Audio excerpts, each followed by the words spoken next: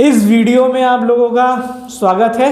कैसे हैं आप लोग? उम्मीद है बढ़िया होंगे, अच्छे से होंगे और अपना कार्य यानी कि पढ़ाई भी अच्छे से कर रहे होंगे।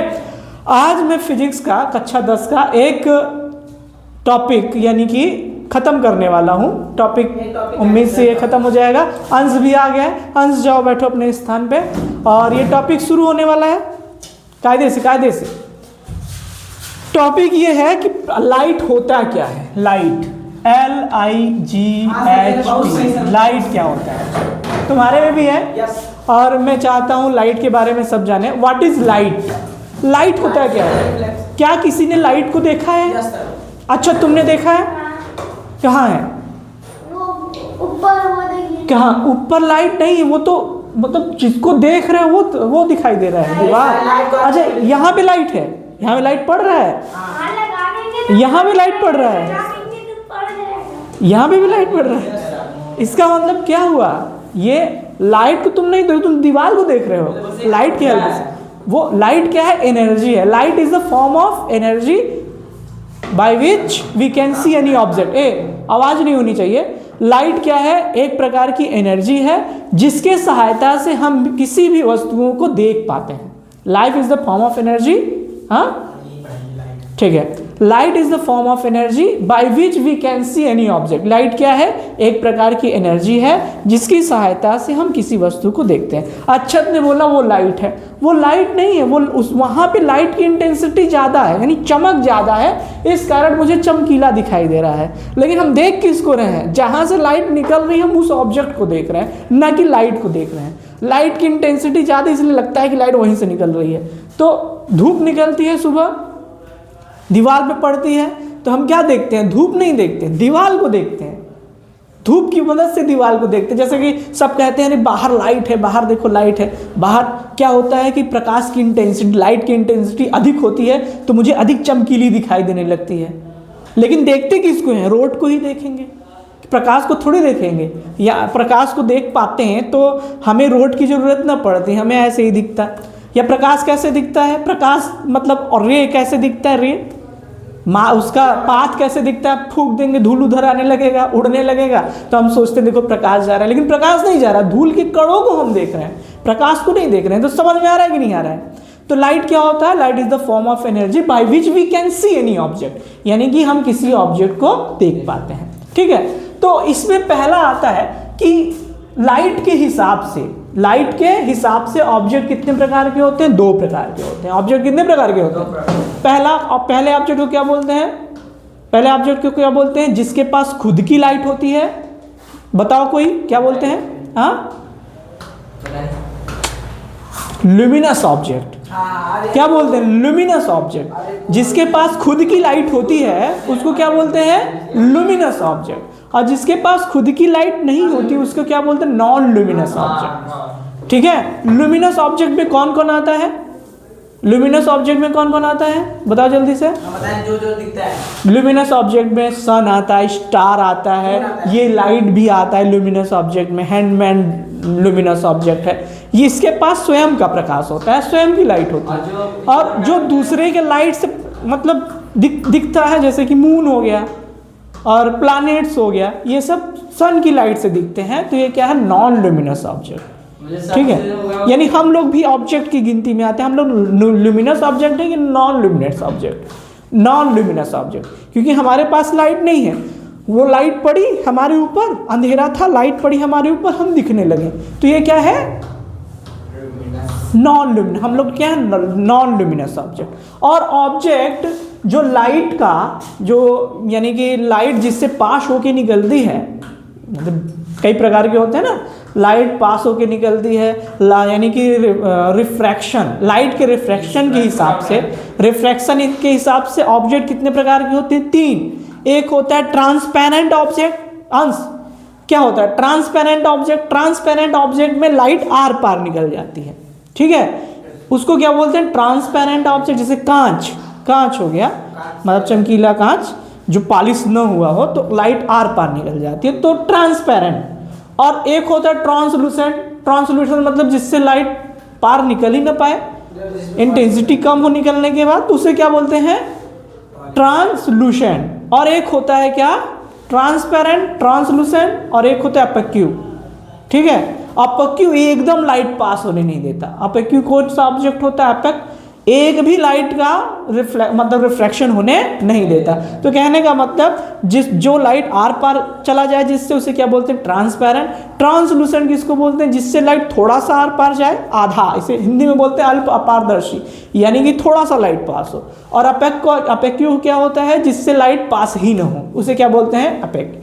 ठीक है, तो लाइट के इंटेंसिटी से, यानी लाइट के हिसाब से, जिसके पास खुद की लाइट होती है, उस हिसाब से जो है ऑब्जेक्ट को कितने भागों में डिवाइड किया गया, दो भागों में, एक क्या बोलते हैं, एक ल्यूमिनस और नॉन ल्यूमिनस। ल्यूमिनस क्या होता है, खुद की प्रकाश होती है, खुद के प्रकाश से चमकता है। नॉन ल्यूमिनस क्या होता है, खुद के प्रकाश से नहीं चमकता।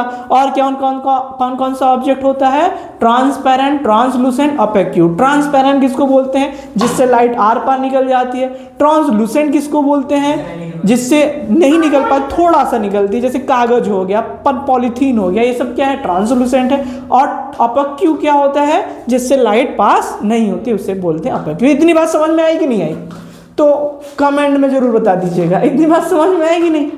अब आते हैं किसमें, अब आते हैं reflection of light. Reflection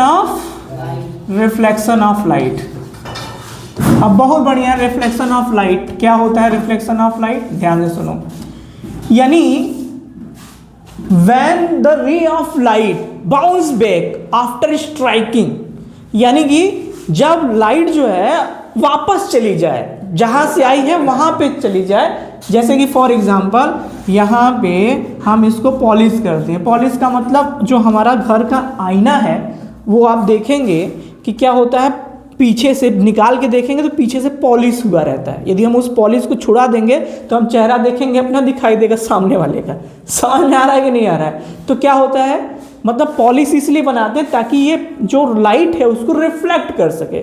light को रिफ्लेक्ट करने के लिए पीछे वाले हिस्से को क्या कर देते हैं, पॉलिश कर देते हैं, जिसके कारण लाइट क्या हो जाता है, रिफ्लेक्ट हो जाता है, हमारा चेहरा दिखाई देता है।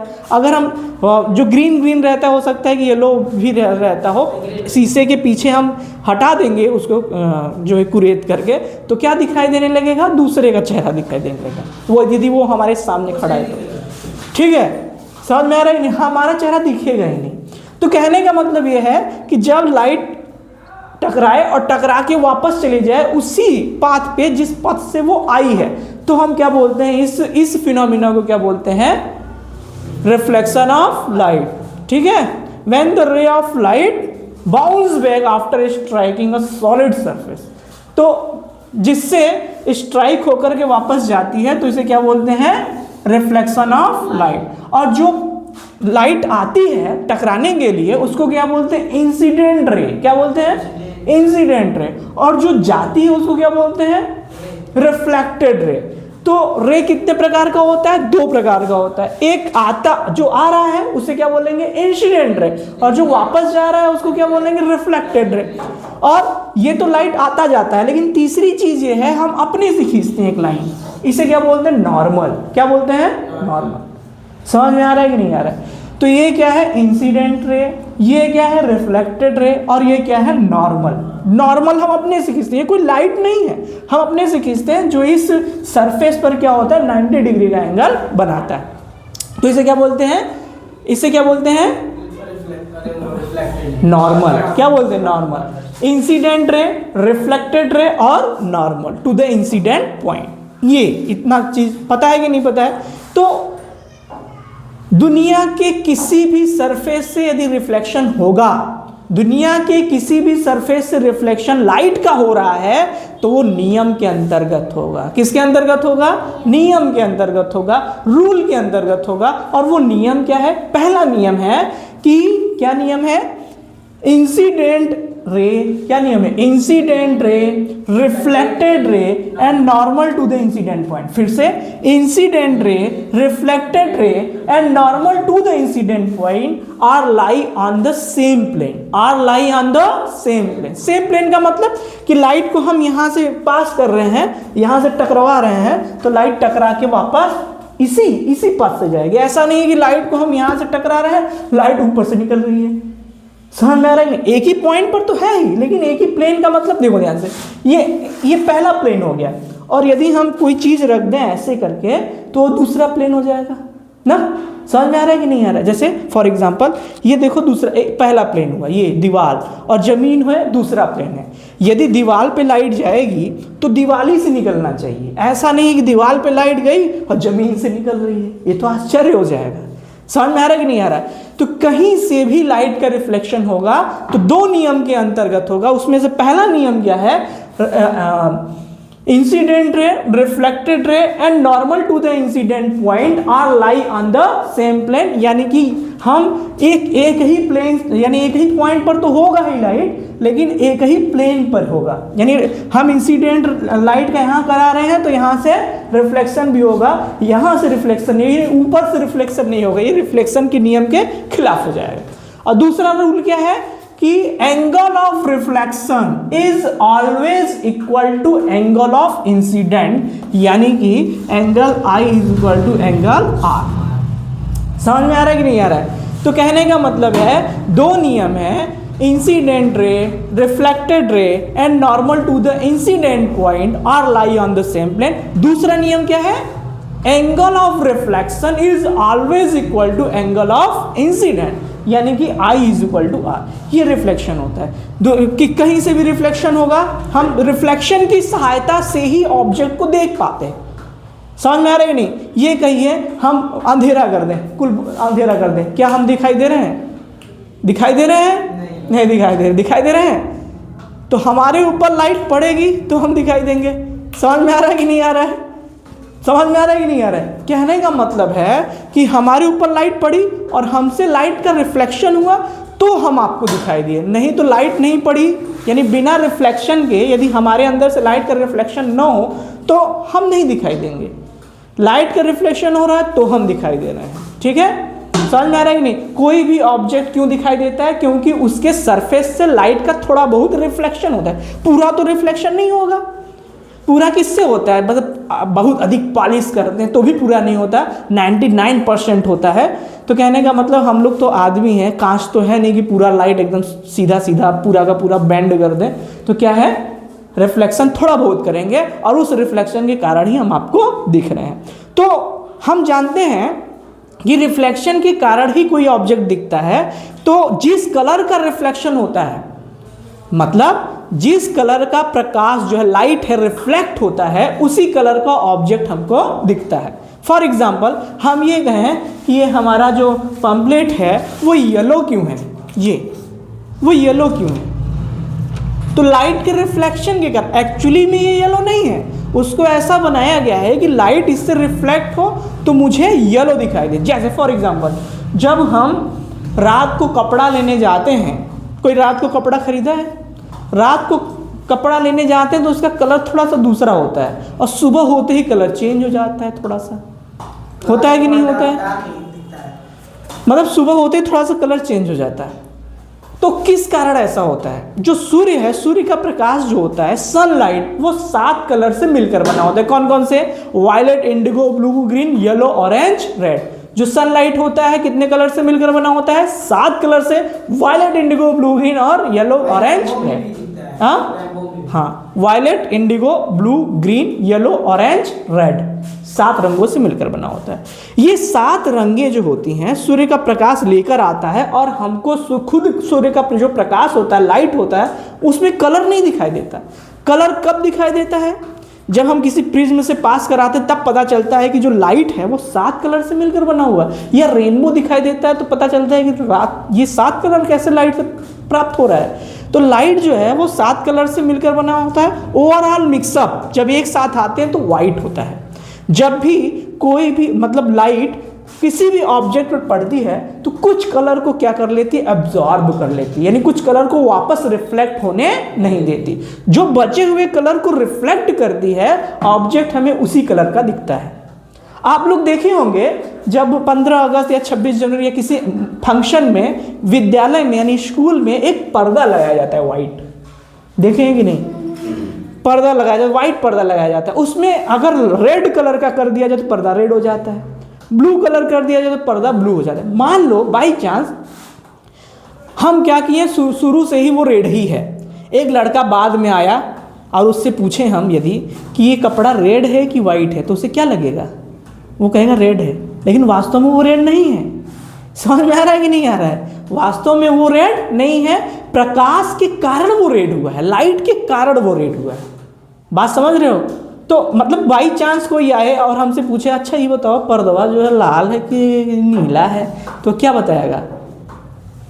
और यदि उसे पता रहेगा तो बोलेगा सफ़ेद है, सफ़ेद पर ही अलग अलग अलग कलर के आ रहे हैं। यदि उसे नहीं पता है, सोचेगा कि लाल रहेगा तो रेड है। समझ में आ रहा है कि नहीं? लेकिन रेड नहीं है, लाइट के कारण रेड हुआ है। तो जो भी ऑब्जेक्ट है ब्लू कलर का दिख रहा है, तो किस कलर दिख रहा है? क्योंकि उससे ब्लू कलर की लाइट रिफ्लेक्ट हो रही है।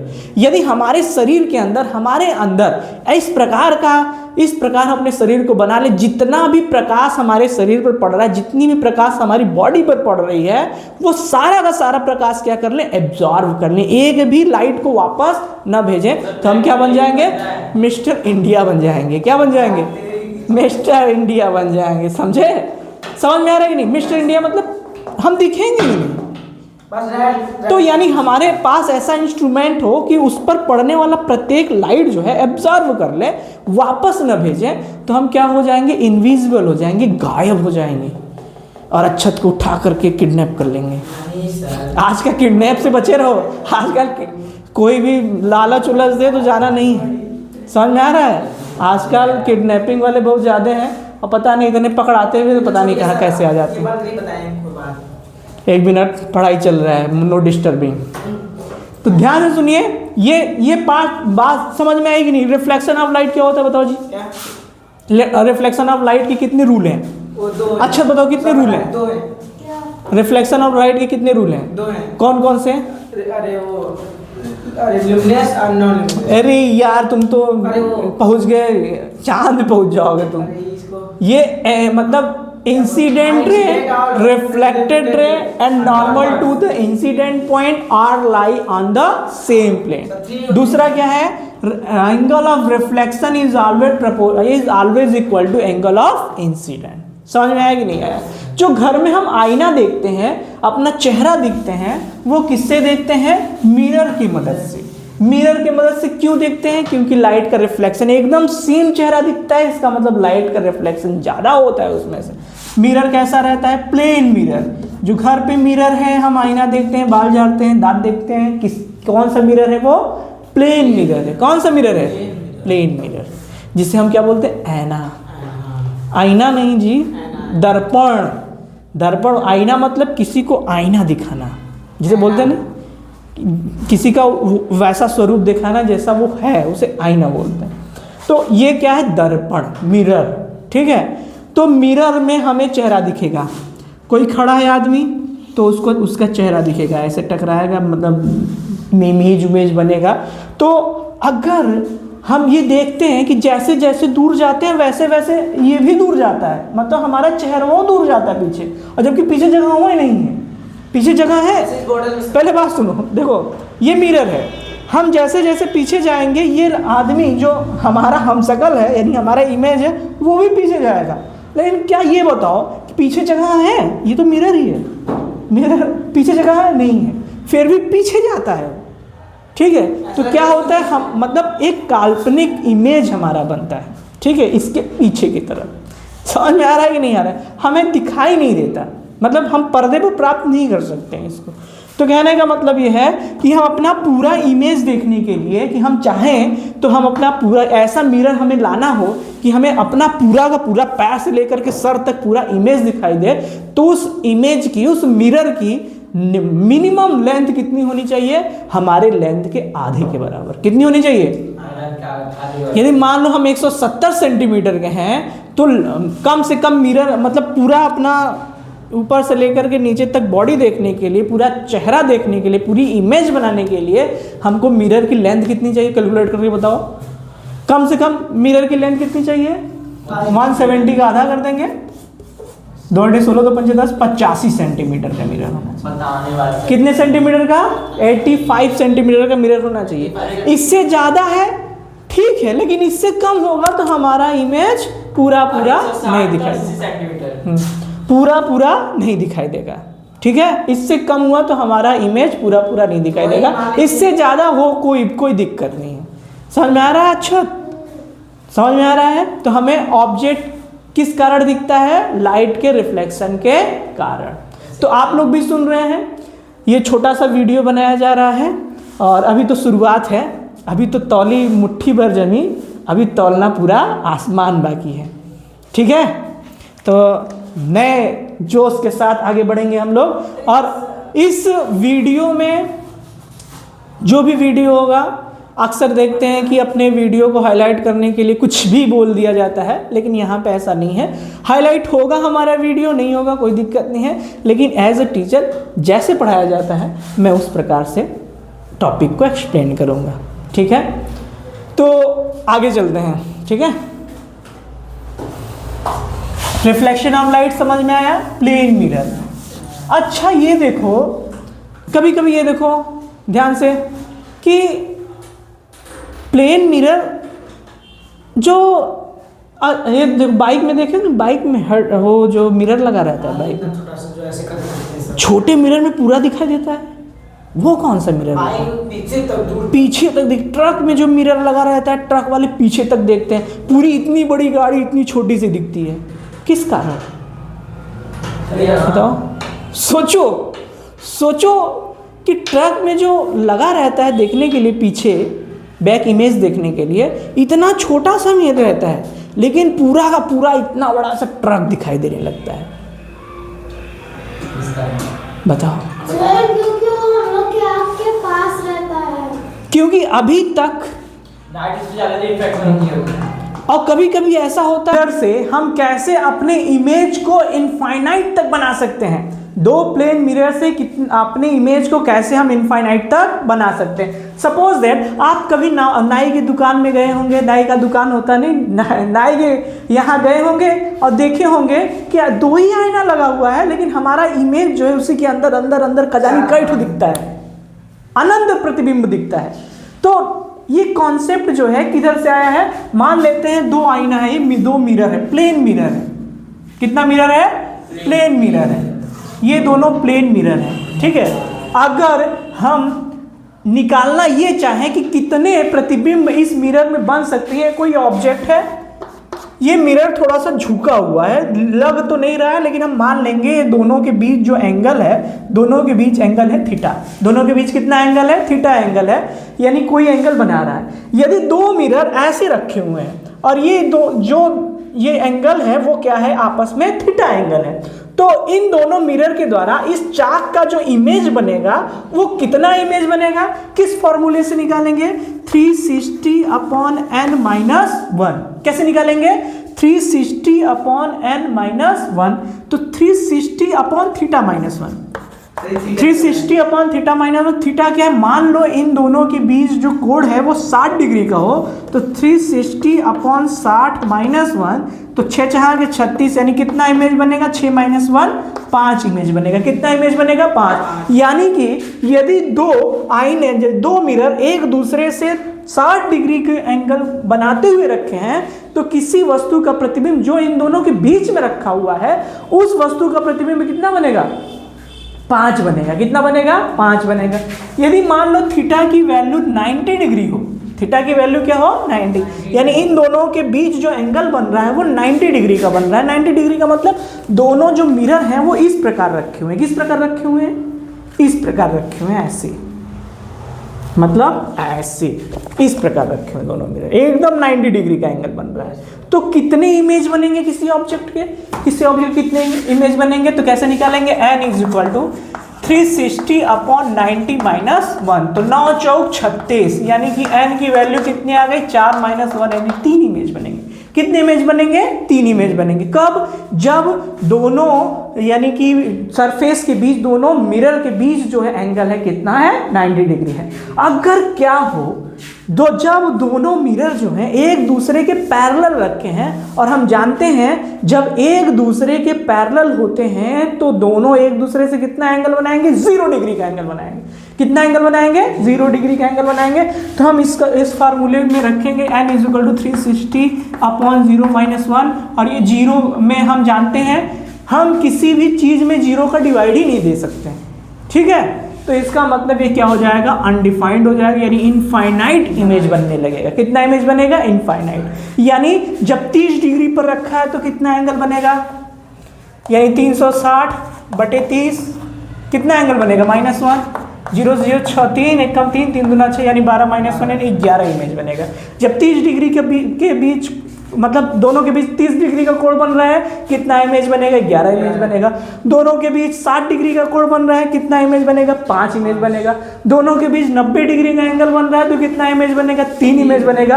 अगर दोनों के बीच 0 डिग्री का एंगल बन रहा है, इट मीन्स दोनों एक दूसरे के समांतर रखे हुए हैं, तो हमारा खुद यदि हम बैठ जाएं उसके बीच में तो हमारा इमेज कितना बनने लगेगा? इनफाइनाइट बनने लगेगा। कितना बनने लगेगा? इनफाइनाइट।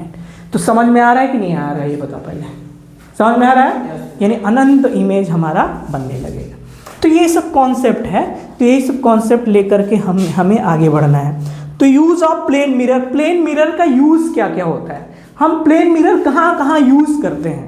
ठीक है, प्लेन मिरर कहाँ यूज करते हैं? तो क्या है यहाँ पे?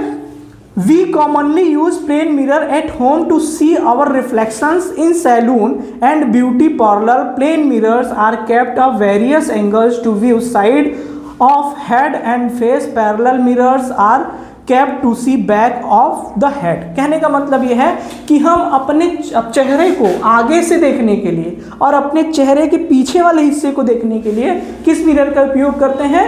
प्लेन मिरर का उपयोग करते हैं। किस मिरर का उपयोग करते हैं? Plane mirror. अच्छा ये बताओ, हम प्लेन मिरर का उपयोग, एक प्लेन मिरर है, हम प्लेन मिरर में सामने का चेहरा देख रहे हैं, अपनी आँख देख रहे हैं, अपनी नोज देख रहे हैं, सामने का चेहरा देख रहे हैं। अगर उससे हमें अपने बैक साइड का चेहरा देखना हो तो क्या करेंगे? बताओ ध्यान से, अंश बताओ क्या करेंगे? घूमना पड़ेगा। घूमना पड़ेगा तो हमें दिखाई नहीं देगा। आगे सीधा रखेंगे, पीछे सीधा रखेंगे। क्या मतलब? तब एक मिरर से काम नहीं होगा, 2 मिरर लेंगे, एक आगे रखेंगे और एक पीछे रखेंगे। बहुत सही। तो प्लेन मिरर का यूज हम बैक साइड के मतलब अपने फेस को देखने के लिए कर सकते हैं, बैक साइड को देखने के लिए कर सकते हैं। ठीक है, कि हमारा जो हेयर है पीछे का सही है कि नहीं है, कहीं कटा वटा तो नहीं हो, तो प्लेन मिरर का उपयोग करते हैं। और प्लेन मिरर का यूज किस में करते हैं? Plane mirror are used to reflect light on object. For instance, during outdoor film shooting, metal sheets are used as plane mirror to reflect sunlight on actors.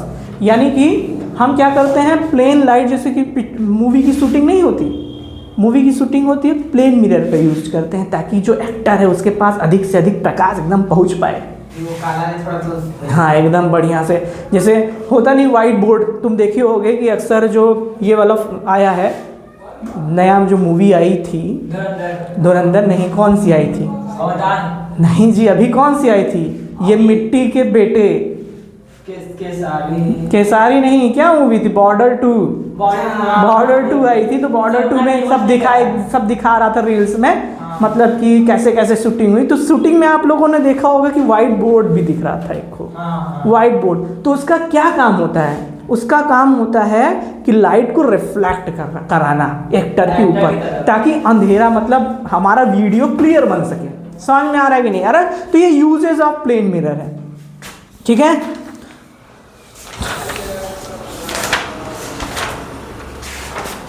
तो अब बताइए ध्यान से कि यूजेस ऑफ प्लेन मिरर तो हो गया, plane mirror हो गया। अब यूजेस ऑफ कॉनकेव मिरर और कॉन्वेक्स मिरर कौन बताएगा? जो बताया गया, कॉनकेव मिरर और कॉन्वेक्स मिरर।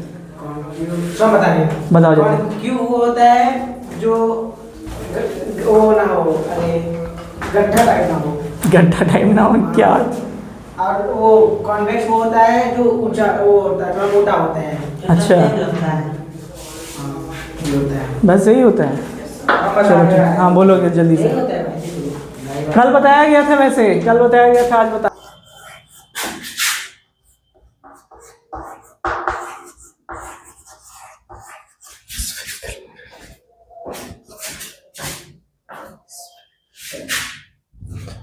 देखिए हम स्फेरिकल मिरर में किसके बारे में बताने वाले थे, कॉनकेव मिरर और कॉन्वेक्स मिरर। कॉनकेव मिरर क्या होता है, कॉनकेव मिरर क्या होता है कि यदि स्फेरिकल मिरर के पार्ट को, यानी इस वाले पार्ट को इस प्रकार पॉलिश्ड कर दिया जाए कि जो प्रकार मतलब लाइट का रिफ्लेक्शन हो रहा है उसके अंदर वाले तरफ कॉनकेव साइड से हो, लाइट का रिफ्लेक्शन किससे हो, कॉनकेव साइड से हो, तो इस प्रकार के मिरर का नाम क्या है, कॉनकेव मिरर। इसका नाम क्या है, कॉनकेव मिरर। और यदि जो लाइट है उसका रिफ्लेक्शन कॉन्वेक्स साइड से होता है, कॉन्वेक्स साइड से होता है, तो इसे क्या बोलते हैं, कॉन्वेक्स मिरर। इसको बोलते हैं कॉनकेव मिरर, लाइट का रिफ्लेक्शन अंदर से होता है। इसको बोलते हैं कॉनकेव मिरर, लाइट का रिफ्लेक्शन बाहर से उभरे हुए तल से होता है, कॉन्वेक्स साइड से होता है। ठीक है, अब हम छोटी छोटी चीजों के बारे में पढ़ेंगे कि भाई पहले सेंटर ऑफ कर्वेचर क्या होता है। सेंटर ऑफ कर्वेचर क्या होता है, जो स्फेरिकल मिरर है, जो भी स्फेरिकल मिरर है वो जिस स्फीयर का पार्ट है उस स्फीयर के सेंटर को बोलते हैं centre of curvature. Centre of curvature किसको बोलते हैं, स्फेरिकल मिरर जिस स्फीयर का पार्ट है उस स्फीयर के केंद्र का सेंटर को, यानी केंद्र को, सेंटर को क्या बोलते हैं, सेंटर ऑफ कर्वेचर। यानी कि मान लेते हैं ये स्फेरिकल मिरर, स्फेरिकल मिरर में एकदम स्फीयर नहीं, स्फेरिकल मिरर का एक पार्ट है। तो ये क्या करते हैं हम, ये देखें कि भाई ये स्फीयर कहाँ बन रहा है, आगे कहीं ना कहीं बन रहा होगा स्फीयर, और बहरहाल इसका सेंटर कहाँ होगा, कहीं ना कहीं यहाँ पे होगा।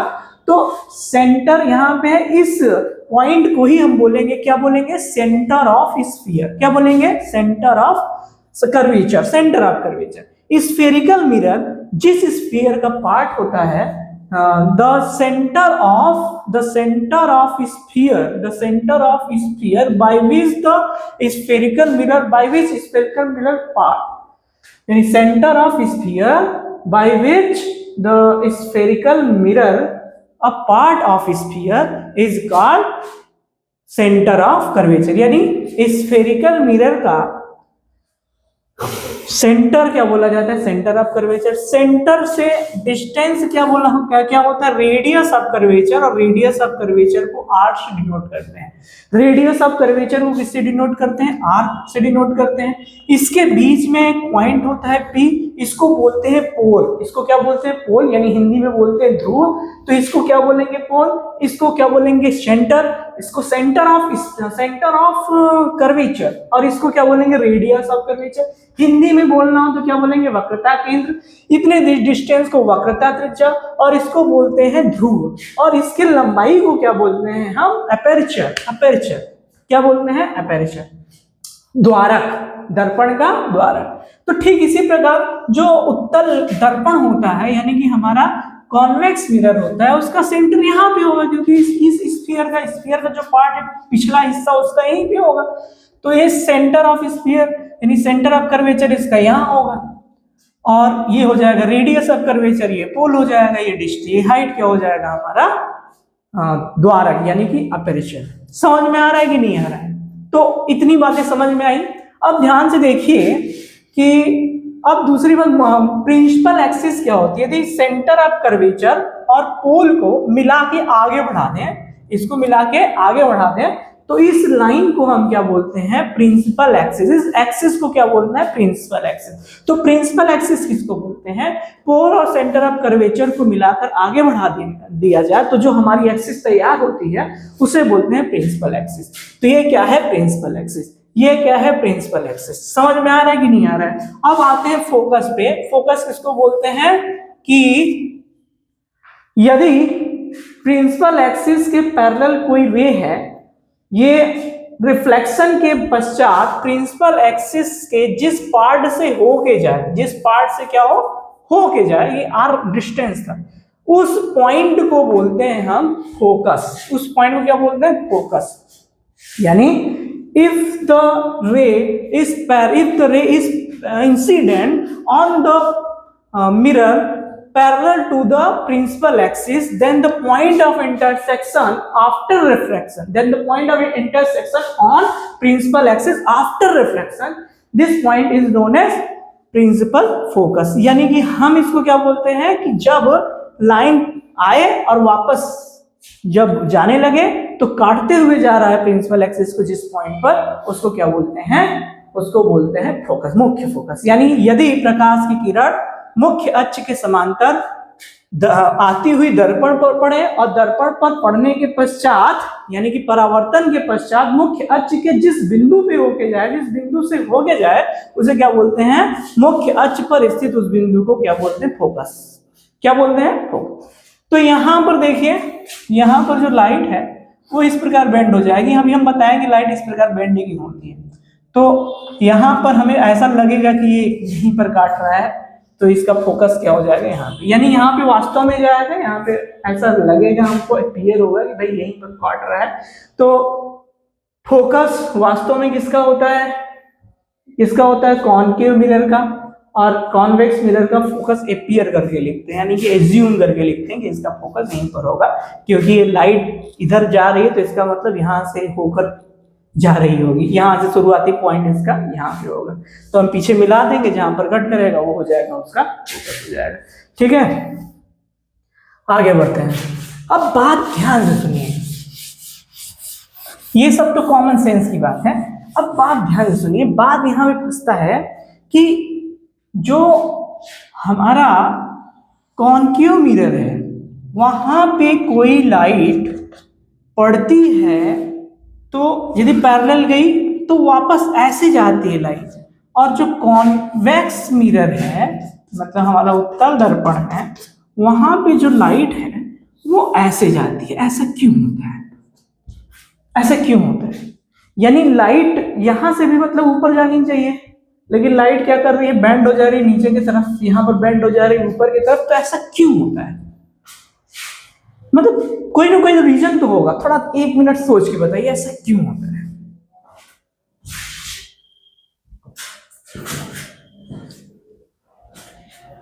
ऐसा क्यों होता है, ध्यान से देखिए। हम जानते हैं कि लाइट का रिफ्लेक्शन जहां से भी होगा, रिफ्लेक्शन के नियम का पालन करते हुए अपना रिफ्लेक्शन करेगी। लाइट अपना रिफ्लेक्शन के नियम के अंतर्गत करेगी, यानी कि रिफ्लेक्शन के नियम के लिए, रिफ्लेक्शन के लॉ के लिए हमको चाहिए नॉर्मल। तो सबसे पहले हम देखेंगे इसका नॉर्मल कहाँ है। इसका नॉर्मल कहाँ है भाई, इसका नॉर्मल मान लेते हैं सेंटर है। हम यदि इस पॉइंट पर हम परपेंडिकुलर यानी इसके सरफेस पर यानी एक रेखा खींच दें तो हो जाएगा टेंजेंट, थोड़ा सा टेंजेंट, मतलब इसके टेंजेंट पर हम एक परपेंडिकुलर ड्रा करेंगे। तो परपेंडिकुलर जब ड्रा करेंगे तो ये सेंटर से होकर जाएगा, क्योंकि हम पढ़े कक्षा 10 में जो सेंटर से जो रेडियस होता है वो टेंजेंट पर परपेंडिकुलर होता है। तो हम इस छोटे से पार्ट को टेंजेंट का पार्ट मान सकते हैं। तो ये टेंजेंट है, तो जब भी हम रेडियस को टेंजेंट से मिला देंगे तो परपेंडिकुलर होगा। और हमको क्या चाहिए था, नॉर्मल। और नॉर्मल क्या होता है, अपने सरफेस पर परपेंडिकुलर होता है, इसका मतलब यही तो नॉर्मल है। ठीक है, अब नॉर्मल मिल गई तो नियम का क्या है कि reflection, angle of reflection is always equal to angle of incidence, यानी कि ये एंगल आई यहां होगा, एंगल आर यहां होगा। यदि प्रकाश यहां से जाएगी तो इसका मतलब नॉर्मल बीच में आएगा ही नहीं, और जब नॉर्मल बीच में आएगा नहीं, रिफ्लेक्शन के नियम का पालन नहीं होगा, और लाइट रिफ्लेक्शन के नियम का पालन करती है। ठीक है, ठीक इसी प्रकार जब हम इसका नॉर्मल खींचने लगेंगे तो हम देखेंगे कि भाई इसका नॉर्मल यहाँ पे होगा, क्योंकि रेडियस इसका यहाँ पे होगा, ये नॉर्मल होगा। तो ये हो गया एंगल ऑफ इंसिडेंट, ये हो गया एंगल ऑफ रिफ्लेक्शन। यदि लाइट का रिफ्लेक्शन यहाँ से होता तो नॉर्मल के साथ एंगल बड़ा बन जाता, जो कि रिफ्लेक्शन के नियम का पालन नहीं करता। तो इसलिए रिफ्लेक्शन के नियम का पालन करने के लिए यहाँ से प्रकाश बेंड होगी नीचे की तरफ, और इस सरफेस से प्रकाश बेंड होगी, लाइट बेंड होगी ऊपर की तरफ। इतनी बात समझ में आई कि नहीं आई? आगे बढ़ते हैं।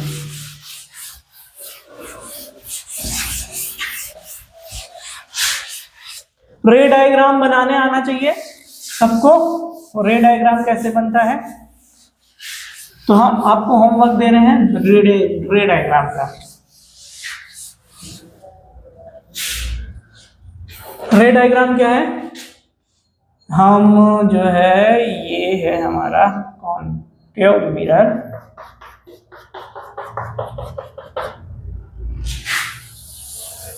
ये मान लेते हैं उसका सेंटर है C, ये मान लेते हैं फोकस है, एफ फोकस है, ठीक है। अब जो लाइट है वो आई पैरेलल आई यहाँ और जाएगी कहाँ से, फोकस से होके जाएगी, ठीक है। लाइट पैरेलल आएगी, फोकस से होके जाएगी। अब इसका नॉर्मल कहाँ होगा, इसका नॉर्मल होगा हमारा, इसका नॉर्मल होगा हमारा यहाँ पे। इसका मतलब ये एंगल आई हो गया, ये एंगल आर हो गया, ठीक है। हम प्रूफ करेंगे कि F is equal to R by two. क्या प्रूफ करेंगे, F is equal to R by two, मतलब F is equal to R by two proof करेंगे। तो R क्या है, R है रेडियस ऑफ कर्वेचर। तो ध्यान से देखिए, ये लाइन जो है, ये वाली लाइन, ये वाली लाइन, ये इसके पैरेलल है, इसके क्या है, पैरेलल, यानी इसके पैरेलल है। और ये ट्रांसवर्सल लाइन है, यदि ये आई होगा तो ये आई भी आई होगा, जाहिर सी बात है। मतलब ये आई होगा, ये भी आई होगा, इसको मान लेते हैं हम P है, ठीक है। तो इन ट्रायंगल CPF, ये F है, कैपिटल F पॉइंट है, यहां से यहां तक का डिस्टेंस जो है स्मॉल f, ये वाला। पोल को हम P से डिनोट करते हैं, तो उसको मान लेते हैं P, इसको मान लेते हैं E। कोई दिक्कत नहीं होनी चाहिए। तो CAF में, in triangle CAF angle I is equal to angle R, यानी ये वाला एंगल इसके बराबर है, क्योंकि पैरेलल था तो ये एंगल अल्टरनेटिंग इंटीरियर एंगल से इक्वल हो गया। तो फिर उसके बाद हम लिख सकते हैं, जब दो एंगल बराबर हो तो इस एंगल के सामने वाला ये साइड और इस एंगल के सामने वाला ये साइड, यानी कि AF बराबर होगा। इतनी बात समझ में आई कि नहीं आई? यानी जो हमारा CF होगा वो AF के बराबर होगा। AF के बराबर क्यों होगा, क्योंकि इस ट्रायंगल में एंगल I एंगल R के बराबर है। I के सामने वाला साइड बराबर होगा, R के सामने वाला साइड बराबर होगा, तो हमने लिख दिया CF is equal to EF। यदि दर्पण का अपर्चर, यानी कि जो हमारा मिरर है, मिरर का अपर्चर बहुत छोटा हो, यानी कि इसका द्वारक बहुत छोटा हो, तो ये जो A है वो P के काफी नजदीक होगा, तो हम A को P लिख सकते हैं, हम A को P लिख सकते हैं। तो CF जो हो जाएगा वो क्या हो जाएगा, AP, A को P यानी PF, CF is equal to PF, यानी CF is equal to PF हो गया। अब असली कहानी तो अब शुरू हुई, यानी हम CP को क्या लिख सकते हैं, CP को लिख सकते हैं CF प्लस PF, यानी ये डिस्टेंस बराबर ये डिस्टेंस, फिर से ये डिस्टेंस प्लस ये डिस्टेंस इज इक्वल टू ये डिस्टेंस। और CP है कितना, CP है हमारा R। CF कितना है, CF को क्या हम PF लिख सकते हैं, जरूर लिख सकते हैं, PF प्लस PF। क्यों PF लिखनी है, क्योंकि CF की जो वैल्यू है वो PF के इक्वल है। तो R इज इक्वल टू कितना हो जाएगा, 2PF, यानी कि यदि हम PF को इधर कर दें, 2PF is equal to R, यानी कि PF की वैल्यू जो हो जाएगी वो R बाई 2 होगी। और PF है क्या, फोकस डिस्टेंस, PF है क्या, फोकस डिस्टेंस, यानी F is equal to R by 2। यानी ये फोकस और रेडियस में रिलेशन मिला कि F is equal to R by 2। समझ में आया कि नहीं आया?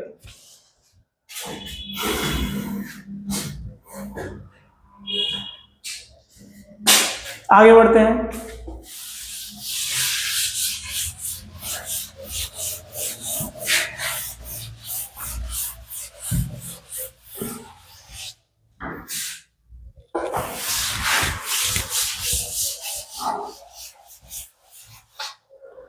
अब ध्यान से देखिए,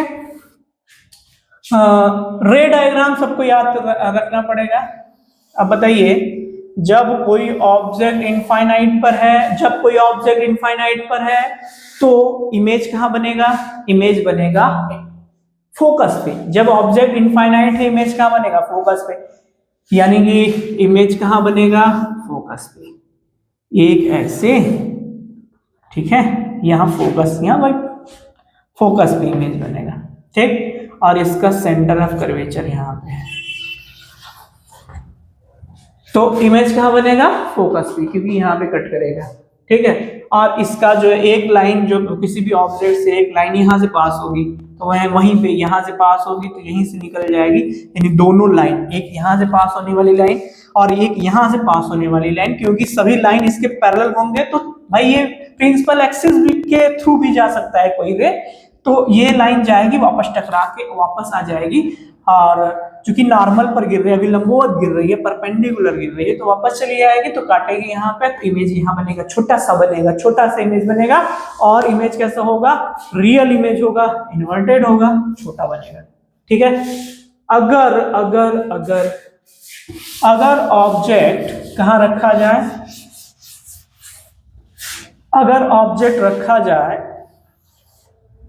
अगर ऑब्जेक्ट कहाँ रखा जाए, यानी ये C है, ये F है, यहां पे रखा जाए, यानी कि शेप जो है सेंटर ऑफ कर्वेचर से ठीक बाद में, तो एक रे इधर जाएगी वापस फोकस से, और दूसरा दूसरा दूसरा कहां पर, दूसरा कहां पर, ये यहाँ पे जाएगा। ठीक है, दूसरा यहाँ पर जाएगा, तो इमेज कहाँ बनेगा, यहाँ भी बनेगा, इमेज यहाँ भी बनेगा, और इमेज का आकार क्या होगा, इमेज छोटा बनेगा इससे, ये इमेज इससे छोटा बनेगा।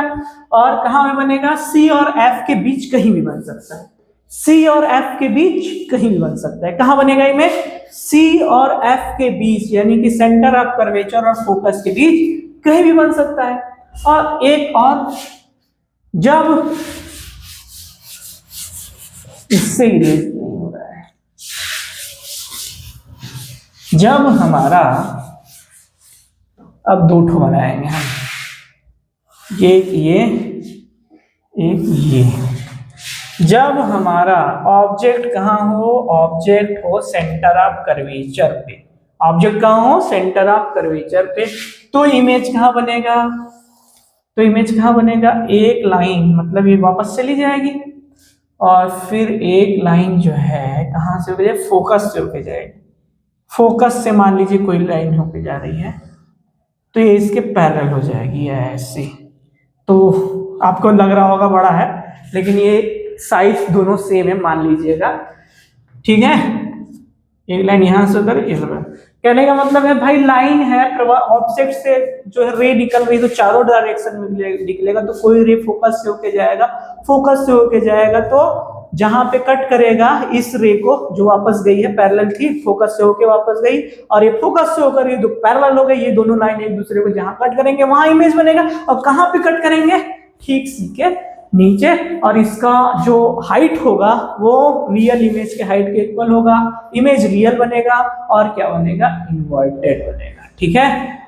अगर अगर अगर अगर हम ठीक इसी प्रकार, अब हम क्या बार बार बनाएं, ठीक इसी प्रकार यदि ये C है और ये F है, ऑब्जेक्ट यहां पे रखा हो, तो इमेज कहां बनेगा, एक लाइन ऐसे जाएगी, फोकस से होके जाएगी, और दूसरी लाइन फोकस से होके जाएगी, तो इसके पैरेलल हो जाएगी, यानी कि ऑब्जेक्ट अब मतलब इमेज उसका बड़ा बनने लगा, इमेज क्या बनने लगा, बड़ा बनने लगा।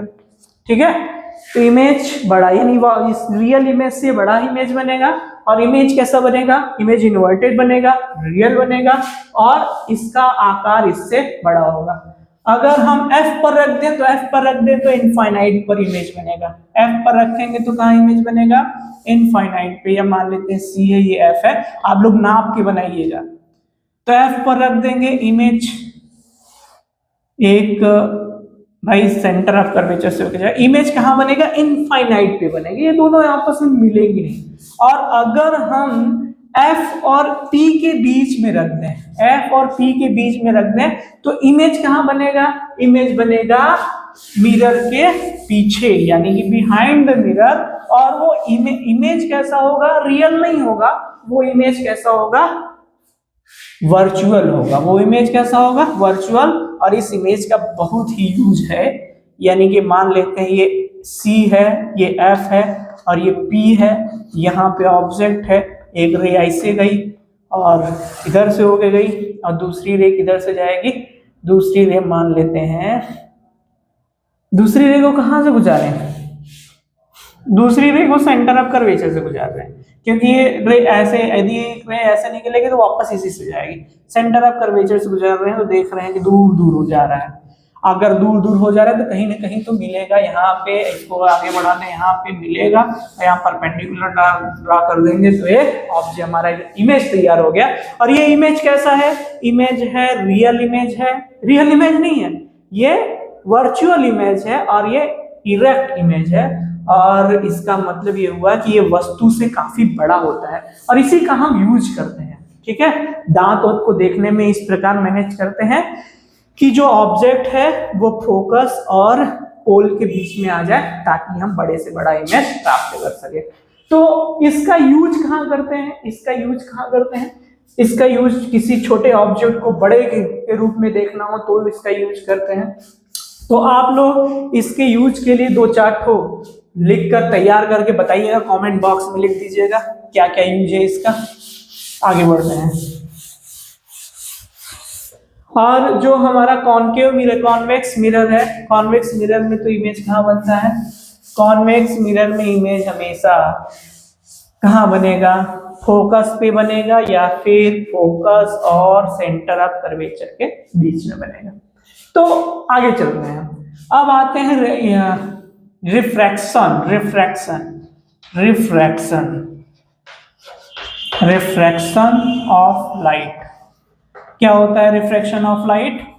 कि जब लाइट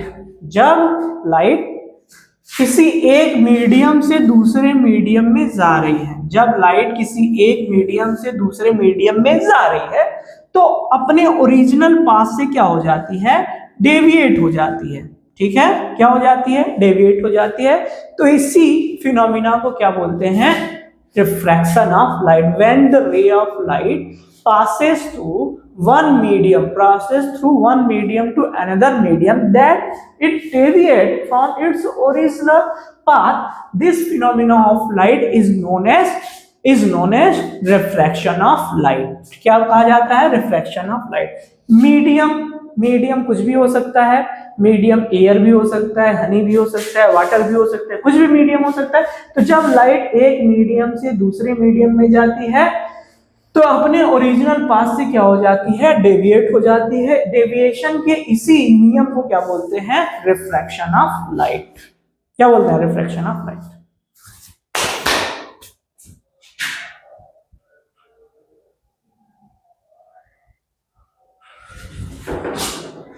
तो ध्यान से देखिएगा, एक होता है डेंसर मीडियम, एक डेंसर मीडियम होता है, एक होता है रेयरर मीडियम। डेंसर मीडियम और रेयरर मीडियम। डेंसर मीडियम मतलब मीडियम में डेंसिटी ज्यादा है इसके रेस्पेक्ट में, तो डेंसर मीडियम रेयरर मीडियम होता है। ठीक है, जब लाइट डेंसर से रेयरर मीडियम में जाएगी, जब लाइट डेंसर मीडियम में थी तो क्या हो रहा था कि बहुत ही कठिनाइयों का सामना करते हुए पास हो रही थी, क्योंकि एटम और मॉलिक्यूल्स पास थे, लाइट की स्पीड थोड़ी कम थी। और जब जो रेयरर मीडियम में आ गई तो लाइट की स्पीड ज्यादा होगी, भाग जाएगी लाइट क्या हो जाएगी? भाग जाएगी। यानी डेंसर मीडियम से रेयरर मीडियम में जाएगी तो लाइट परपेंडिकुलर नॉर्मल से दूर हट जाएगी। और जब रेयरर से डेंसर मीडियम में आएगी, जब रेयरर से डेंसर मीडियम में आएगी, जब रेयरर से डेंसर मीडियम में जाएगी तो क्या होगा? जब रेयरर मीडियम में थी मतलब मॉलिक्यूल्स दूर दूर थे तो लाइट की वेलोसिटी ज्यादा थी। अब जब यहाँ आ जाएगी, मॉलिक्यूल्स पास आ जाएंगे, कण पास आ जाएंगे तो इसकी वेलोसिटी घट जाएगी। और वेलोसिटी घटने का मतलब है ये थोड़ी सी कमजोर हो जाएगी, झुक जाएगी अभिलंब की तरफ। तो किस कारण झुकती है? क्योंकि वेलोसिटी इसकी कमजोर हो जाती है। तो रेयरर मीडियम से डेंसर मीडियम में जाएगी तो लाइट परपेंडिकुलर नॉर्मल की तरफ झुक जाएगी, और डेंसर से रेयरर मीडियम में जाएगी तो लाइट नॉर्मल से दूर हट जाएगी। समझ में आ रहा है कि नहीं आ रहा है? अब आगे चलते हैं। जैसे रिफ्लेक्शन का 2 नियम है वैसे रिफ्रैक्शन का भी 2 नियम है। नियम क्या है? पहला नियम है कि incident ray, refracted ray and normal to the incident point are lie on the same plane. यानी एक ही पॉइंट पर भी तो होता है, एक ही प्लेन पे भी होगा। Incident ray refracted ray and normal to the incident point are lie on the same plane or on ratio of sine of यानी कि sin I upon sin R is equal to constant, जिसको क्या बोलते हैं refractive index. क्या बोलते हैं? Refractive index of second medium with respect to first medium. Refractive index of second medium with respect to first, यानी sin I upon sin R is equal to 1/2। मतलब कि लाइट का रिफ्लेक्शन इस प्रकार से होगा, यदि I को घटाएंगे R इस हिसाब से घटेगा बढ़ेगा कि sin I upon sin R करने पर हमेशा एक कांस्टेंट आए। ठीक है, तो इसे स्नेल का नियम भी बोलते हैं। It is the ratio of sine of angle of incidence to the angle of refraction. तो sine I upon sine R को क्या बोलते हैं? Refractive index of second medium, यानी ये आर नीचे है तो सेकंड मीडियम का रिफ्रैक्टिव इंडेक्स फर्स्ट मीडियम के रेस्पेक्ट में। समझ में आ रहा है कि नहीं?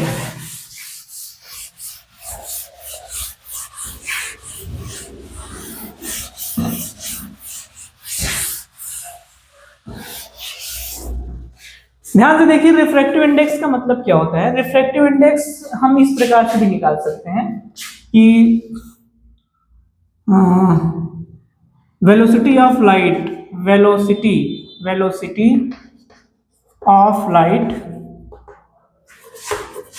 वन मीडियम, वन का मतलब one medium, upon velocity of light in second medium. One यानी 1/2 को हम ऐसे भी लिख सकते हैं। वेलोसिटी ऑफ, यदि वेलोसिटी पता है पहले मीडियम में लाइट की वेलोसिटी कितनी है, तो लाइट की वेलोसिटी अपन दूसरे मीडियम में लाइट की वेलोसिटी से भी आता है 1 million refractive index of second medium with respect to first medium. तो समझ में आ रहा है कि नहीं आ रहा है? तो कुल मिला के रिफ्रैक्टिव इंडेक्स बताता क्या है? यदि ध्यान से देखिएगा तो रिफ्रैक्टिव इंडेक्स यानी वेलोसिटी को बता रहा है। किसको बता रहा है? वेलोसिटी को। यदि हमें पता है कि पहले मीडियम में वेलोसिटी कितनी है, ये पता है कि रिफ्रैक्टिव इंडेक्स कितना है, तो हमें ये भी पता हो जाएगा कि दूसरे मीडियम में लाइट की वेलोसिटी कितनी होगी। तो ये लाइट के वेलोसिटी को भी हम रिप्रेजेंट करता है 1/2। ठीक है, और यदि पहला मीडियम क्या हो जाए, या तो एयर हो जाए या फिर वैक्यूम हो जाए, तो इसे क्या बोलते हैं? Absolute refractive index. क्या बोलते हैं? Absolute refractive index. इसे क्या बोलते हैं? 1/2, यानी केवल म्यू से डिनोट करेंगे velocity of light in air upon velocity of light in second medium. तो velocity of light in air यानी v in air upon v in medium. तो जितने भी ऑब्जेक्ट होते हैं सबका रिफ्रैक्टिव इंडेक्स निकालते हैं एयर के प्रेजेंट में या वैक्यूम के प्रेजेंट में, यानी एब्सोल्यूट रिफ्रैक्टिव इंडेक्स निकालते हैं। क्या निकालते हैं? एब्सोल्यूट रिफ्रैक्टिव इंडेक्स निकालते हैं। एयर पहला मीडियम मान लिया जाता है इसमें। जैसे कांच, जो हमारा ग्लास का रिफ्रैक्टिव इंडेक्स, यदि बोला जाए ग्लास का रिफ्रैक्टिव इंडेक्स 1/3 या 2/3 है, तो इसका मतलब ये हुआ कि पहले मीडियम को एयर मान करके ग्लास का रिफ्रैक्टिव इंडेक्स बताया गया।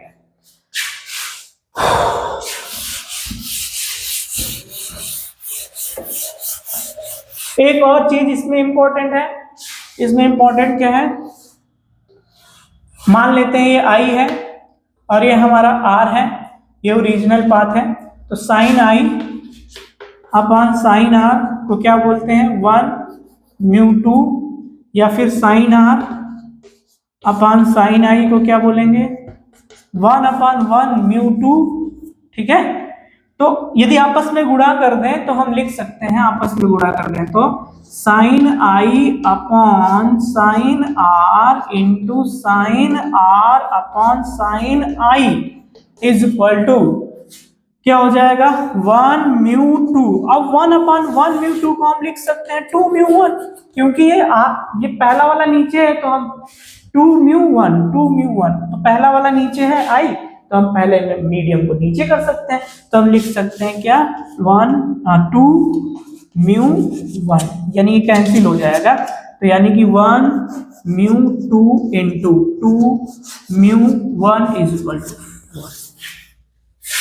समझ में आ रहा है कि नहीं आ रहा है?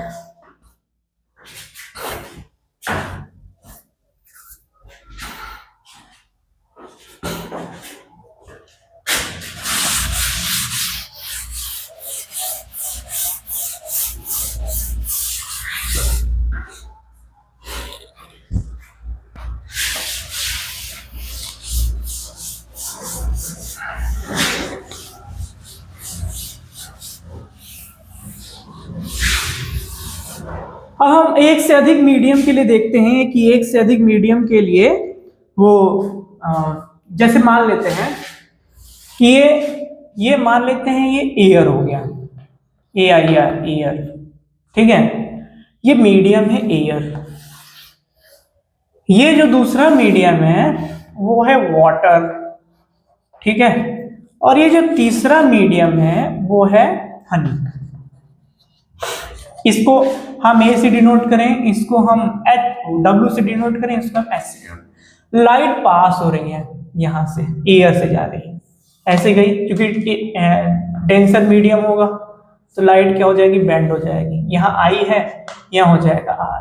फिर उसके बाद ये भी बेंड हो जाएगी, यानी कि यहाँ हो जाएगा मान लो R, यहाँ हो जाएगा मान लेते हैं थीटा, कोई एंगल है, क्योंकि ये एंगल बराबर होगा, ठीक है, अल्टरनेटिंग इंटीग्रल वजह से। तो हम लिख सकते हैं पहले मीडियम के लिए sin I upon sin R is equal to A mu W, यानी refractive index of water with respect to air. फिर यदि हम दूसरे के लिए देखें तो sin R upon sin theta को लिख सकते हैं, क्या लिख सकते हैं, sin R upon sin theta को W म्यू H लिख सकते हैं।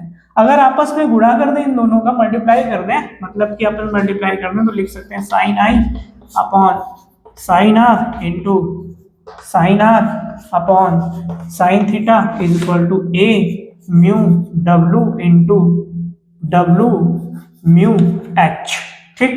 ये R से R कैंसिल हो गया, आया क्या, sin I upon sin theta is equal to A mu W into W mu H। तो sin I A, ये मान लेते पहला मीडियम है, दूसरा मीडियम है, तो लिख सकते हैं A म्यू H बराबर A mu W into W mu H, ठीक। यहां पे इसको हम यदि A म्यू W है, A mu H W mu H,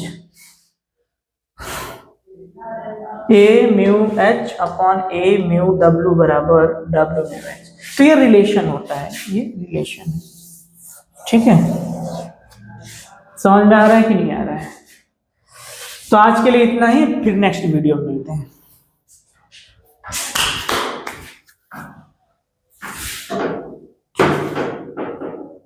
convex mirror का, किस मिरर का, कॉन्वेक्स मिरर का। क्यों? क्योंकि कॉन्वेक्स मिरर से इमेज छोटा बनता है और क्या होता है, इमेज हमारा सीधा बनता है, ठीक है, आभासी सीधा बनता है। यदि हम कॉन्वेक्स के जगह पर कॉनकेव का इस्तेमाल करें तो पता चला कि ट्रक उल्टा दिखने लगेगा, ऐसे सीधा चल रहा है, ऐसे उल्टा दिखने लगेगा, कंफ्यूजन में हो जाएंगे हम लोग, ठीक है। तो हम किसका यूज करते हैं, कॉन्वेक्स मिरर का। तो कॉन्वेक्स मिरर का किस में यूज करते हैं, कॉन्वेक्स मिरर का हम कार वगैरह में यूज करते हैं, और किस में यूज करते हैं, कॉन्वेक्स मिरर का हम यूज करते हैं, मतलब कॉन्वेक्स मिरर का फील्ड ऑफ व्यू बहुत चौड़ा रहता है, तो हम उसमें भी यूज करते हैं। किस में यूज करते हैं, हेडलाइट वगैरह में भी यूज करते हैं, ठीक है, ट्यूबलाइट वगैरह में भी यूज करते हैं। क्या लेंस में, किस में, लेंस तो मिरर और लेंस में अंतर होता है ना, ये तो मिरर की बात हो रही है केवल। और कॉनकेव मिरर के किस में इस्तेमाल करते हैं, हमने बताया कि कॉनकेव मिरर में एक कंडीशन ऐसा है जिसमें ऑब्जेक्ट का इमेज जो होता है बड़ा बनता है। तो हम किस में इस्तेमाल कर सकते हैं, जैसे दांत को हमें बड़ा दिखना हो तो हम दांत को फोकस और पोल के बीच में रख करके हम बड़ा देख सकते हैं। तो ऐसे हम इस्तेमाल करते हैं कॉनकेव मिरर का और कॉन्वेक्स मिरर का। कॉनकेव मिरर किस में यूज करते हैं, छोटी सी चीज़ों को बड़ा देखने के लिए, ठीक है। हमें उसमें कंडीशन है क्या, कहाँ रखना पड़ेगा, टेलीस्कोप में भी यूज करते हैं, रिफ्लेक्टिंग टेलीस्कोप में भी यूज करते हैं। हाँ किसमें? उसमें लेंस लगाता है। टेलीस्कोप में लेंस भी रहता है और एक होता है रिफ्लेक्टिंग टेलीस्कोप, उसमें हम कौन के मिरर का यूज इस्तेमाल करते हैं। ठीक है, यानी कि रिफ्लेक्टिंग टेलीस्कोप जो होता है दुनिया का सबसे बड़ा टेलीस्कोप है, रिफ्लेक्टिंग टेलीस्कोप। ठीक, उससे इमेज बड़ा दिखता है दूर का। अब देखते हैं हम उससे देखने को हम चांद को ऐसे देख सकते हैं ना, उससे चांद नहीं दिखेगा। इसका तो किससे? जो ऐसे भी बैठे हैं लेंस के बारे में बताया गया कि नहीं? छोटी चीज अब इसको हम